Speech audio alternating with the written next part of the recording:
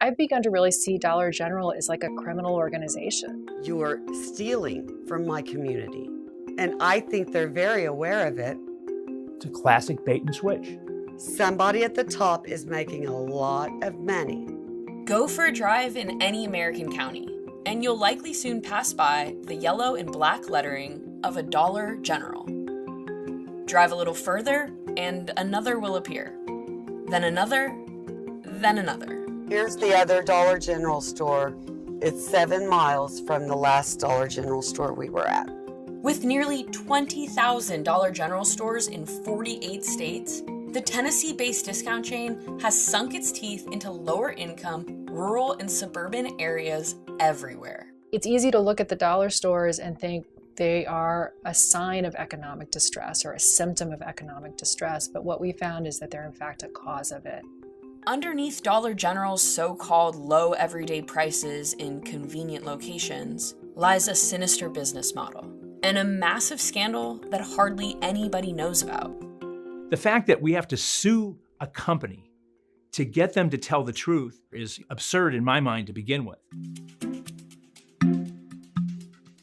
My name is Lori Hartline. I am a Dollar General shopper out of convenience in my neighborhood. What you see here is when you travel, you'll go from looking for a grocery store, and before you get one, you have $3 General options. And that's all you have. In May of 2022, Lori Hartline started noticing some seemingly harmless discrepancies while shopping at her local Dollar General. When they opened up in, I think it was 2021, their price of my kitty litter was $8.95. Great.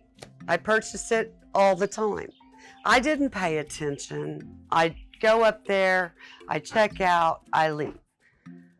Well, one day, wait a minute, $10? I noticed it. I asked him about it. Oh no, they've raised the price. Well, that doesn't say it on the shelf. Well, they just have to change it. It's in the computer. It's not on the shelf. Next week, go in and buy cat litter. Same thing. That is not what the price says on the shelf. What am I doing wrong here? I was watching the news one morning and heard about Dollar General in the state of Ohio was being sued for deceptive pricing.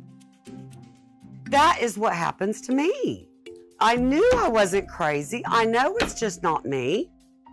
After months of repeatedly being overcharged by Dollar General, Lori wrote a letter to the Oklahoma Attorney General. And within 2 days, I got a response that they forwarded the letter. Great.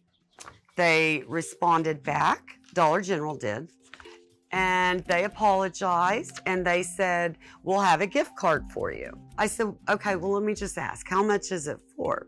$10. Tell her to keep it. I don't want it. It was insulting. Lori's story was brought to attorney Mark Dan, where it became the basis for one of 3 class action lawsuits in Oklahoma, New York, and New Jersey. I don't think there's any question that Dollar General is doing this intentionally and systematically. June 22nd, I was overcharged 4 items out of 11. $7.95 was advertised $6.50. If you tell me one thing and then charge me something else, in almost every jurisdiction in America, that would be theft by deception. Corporations, as we now know from the U.S. Supreme Court, are people, and people need to follow the law. Dollar General's deceptive business practices run deeper than most realize, according to Stacy Mitchell, a researcher at the Institute for Local Self-Reliance. I think what they're looking for is places that have been, that lack, economic and political power, places that they can push around. They're often building in such numbers that it becomes impossible for a new grocery store or other locally owned businesses to develop in a neighborhood that really needs them. They kind of lock in poverty as they grow because poverty is the thing that really fuels these companies' bottom lines. So we have the poorest people in the country going to a store that's deceiving them about the price that they're charging for the goods, in a situation where they have very few other realistic choices. I think it's about as exploitive a business plan as I've ever seen. Almost every county in America and every state has a system for making sure that people who run cash registers do so honestly. Price verification is when we see that a product is listed for $2.99, take it up to the register, scan it, make sure it's ringing up as $2.99. We do a random sample of products that we pull. We're used to seeing 1 or 2 failures, getting it corrected, and feeling confident. Unfortunately, in Dollar General's case, it was large and continuous. The scale or the concern was over 80% of the stores that we checked were failing and failing repetitively, and really no acknowledgement or desire to correct that failure.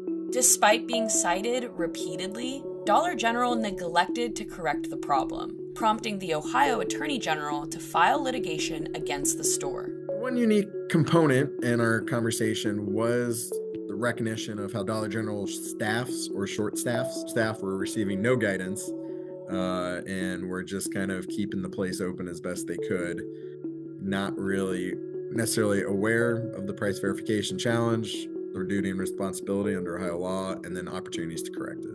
If you have designed a business where you are deliberately understaffing your stores, you're deliberately cutting costs, you're going to end up having these kinds of, widespread mistakes in pricing. I mean, that's just the reality of you are not actually providing enough labor to comply with the law and make sure that people are getting charged what the price actually is. They have decided that they can make more profit by violating all of these laws, by understaffing, by cutting corners.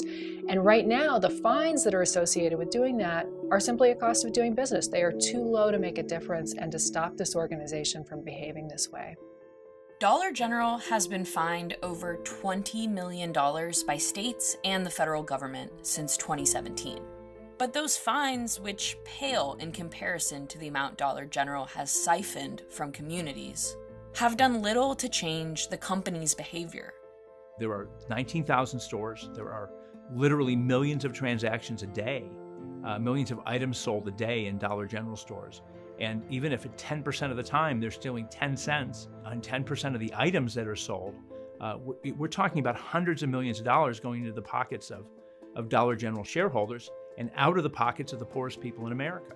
If you're a systematic violator of laws as a company, what's the deeper way that we can go after you? At some point, you've got to be shut down if you can't reform your behavior, because clearly this one-off approach that we're using is not working. And I think that it's time for Dollar General to pay the price civilly, to pay the customers for what they've stolen from them, to change their business practices for how they go forward in the future.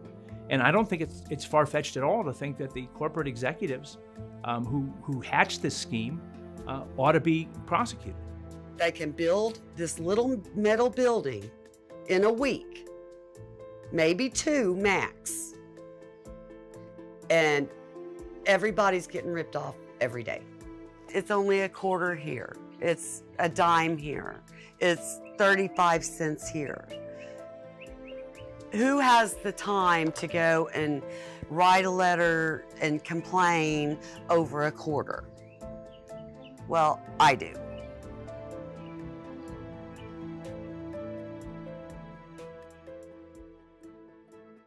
Thanks for watching. We hope you liked this video. To see more stories like this one, be sure to subscribe to our channel for more Perfect Union. And if there's a story you think we should investigate, let us know in the comments below.